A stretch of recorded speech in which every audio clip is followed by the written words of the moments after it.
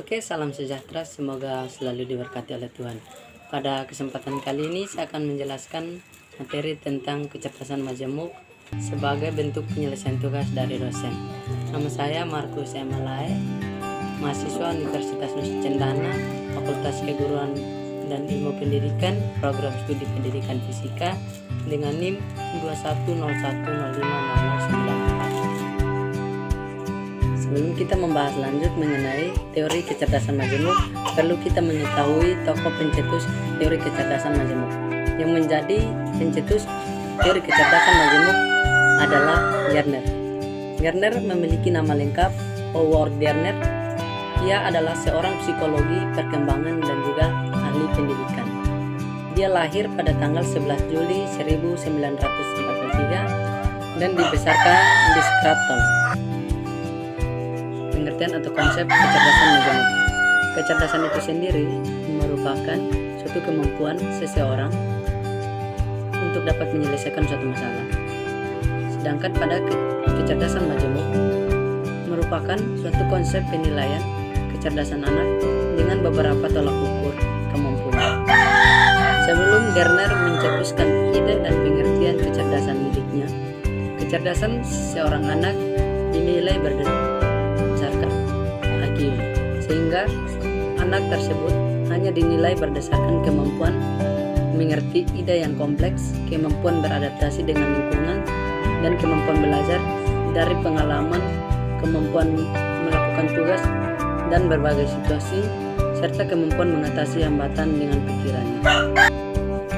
Pada dasarnya, kecerdasan majemuk itu sudah dimiliki oleh setiap anak. Oleh karena itu, ada beberapa konsep kecerdasan majemuk yang perlu kita perhatikan dalam menilai kecerdasan anak. Faktor-faktor atau konsep-konsep tersebut adalah: 1. Jenis kemampuan tidak cukup untuk menyelesaikan berbagai persoalan manusia secara menyeluruh. Oleh sebab itu, kemampuan intelektual anak harus diperhatikan secara menyeluruh. Yang kedua, setiap anak punya karakteristik kecerdasannya sendiri. Karena itu, setiap anak harus memiliki perhatian dan pendampingnya sendiri-sendiri. Yang ketiga, setiap anak memiliki kebebasan cara belajarnya sesuai dengan kecerdasannya, termasuk juga kebebasan evaluasi hasil belajar. Yang keempat, setiap lingkungan anak memiliki fasilitas untuk mengembangkan kecerdasan majemuk yang dimiliki setiap anak.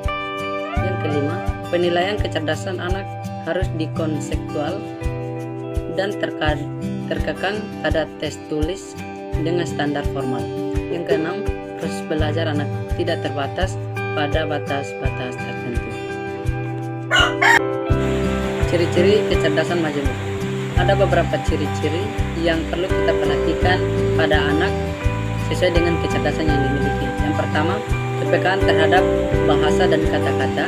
Yang kedua, kepekaan terhadap pola abstrak dan pola matematika. Yang ketiga, kepekaan terhadap kondisi dan situasi ruang serta spesial tertentu. 4. Menjalankan berbagai aktivitas fisik yang berorientasi mengelola tubuh. Yang kelima, kepekaan terhadap nada, tempo, dan irama musik. Yang keenam, kepekaan terhadap diri dan kesadaran dirinya. Yang ketujuh, kepekaan terhadap hubungan diri dengan lingkungan sosialnya. Dan yang kedelapan, kepekaan terhadap berbagai bagian di lingkungan alam. Pada kecerdasan majemuk, ada juga cara agar kita mengembangkan kecerdasan majemuk. Agar kecerdasan anak bisa tetap bertahan dan semakin berkembang, maka peran orang tua, lingkungan sekitar, sekolah, dan berbagai pihak sangat diperlukan. Cara mengembangkan kecerdasan anak yang paling baik adalah menyesuaikan dengan kecerdasan yang menonjol dari anak. Ibu, setiap anak punya kecerdasan sendiri, sehingga diperlukan dan perkataan yang dilakukan juga harus berdasarkan karakter si anak.